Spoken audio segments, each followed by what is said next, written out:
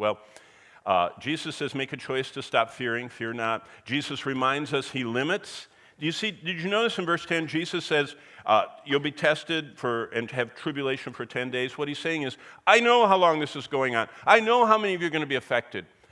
I am limiting Satan's harm to you. That's what we see in the book of Job. Remember, God said to Satan, you can only do this much to Job. Yeah, you can take his flocks. Yeah, you can kill his children. Yeah, you can give him boils and make him sick, but you are limited. God limits Satan's power. And always remember that we live. You know what Hebrews 7:16 says? We live after the power of an endless life. What happens when we live after that endless life power? I'll tell you about one friend of mine real quickly. His name was Boaz. That wasn't really his name. That was his code name. When I was your age in college, I signed up and I smuggled Bibles. It was fun. It was scary, but it was fun. And in Germany, we would pack our vans. A normal van could hold 1,800 Bibles. And you'd pack them in, and they were underneath the floor. It was just a very amazing way they did all that. And then you would pray, and go to the border, and time after time, like I told you yesterday in Morocco and Northern Africa, the guards would be distracted.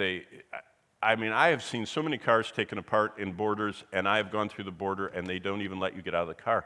And it was totally us in the car seeing God protect us. So we got into Romania, only this time we didn't have any Bibles in our car because we were doing a new trip. There was a grain boat, because Russia didn't have enough wheat back in the 70s, and so America sold them wheat. And so we went in with an empty van, and we would park at ports and fill it to the top with Bibles and deliver them all over, Russian Bibles all over. They'd already been brought in on the grain boat, so it was really fun. But the problem is we didn't know where to take them. And so that's where Boaz comes from. And so our assignment was we would go to the factory where Boaz worked, and at 5 o'clock, everybody would come streaming out the door of the factory. And we were parked there in this big Western van, so we were really obvious, and Boaz would walk straight toward us. He didn't speak a word of English. And he would sit in the driver's side. I was the driver. And all he would do is he'd smile and, give us a hug and everything. And then he'd go and he'd point, drive that way. And so we drove. And so I was constantly watching his hand. And then we'd get somewhere and we'd deliver the Bibles and we'd fill our arms with Bibles. And he would help. And he would put his arms out like this. And what I started noticing is when I was handing them out the door to him, I started noticing his fingernails. Now, they weren't those sculptured, I don't even know the names of all the ones that ladies have where they're plastic and they paint or they glue them on and they're real long and everything. It wasn't that or the glitter or anything else. His fingernails were the wrong color for a man. They were like dark brown, and his fingernails were thick. In fact, they looked really damaged. So that was interesting. Because he was always pointing, and I'd see the fingernails, and he was taking Bibles, and I'd see these thick, twisted, dark fingernails. So we worked all summer with him and got back to the headquarters, and I said to the missionary running the thing, I said, what's the deal with Boaz? Oh, he said, you mean his fingernails? He said, yeah. He says, every year, the government has figured out what he's doing, and they try and get him to tell where you're delivering the Bibles. They know what he's doing, but they can't figure out because they didn't have enough police to follow us all over the country.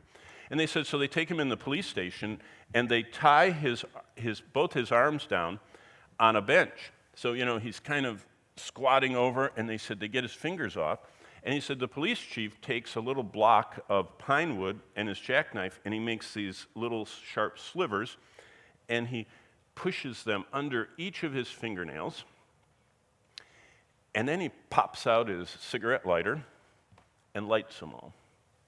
And they burn up underneath. This takes like half an hour. They red, smolder, and burn up underneath his fingernails. And he said, they're torturing him, saying, we'll stop.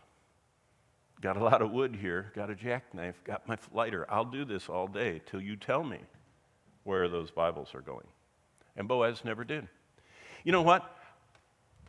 The next summer, Boaz was back.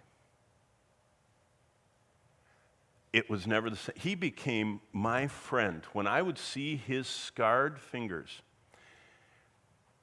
he proved what I see in Smyrna, that you can have faith that overcomes our mortal fear of pain. That's what God offers. He was an amazing servant of the Lord. So basically, the message of Smyrna is life is camping. We're only here for a short time, like Peter and Paul said. Heaven is home.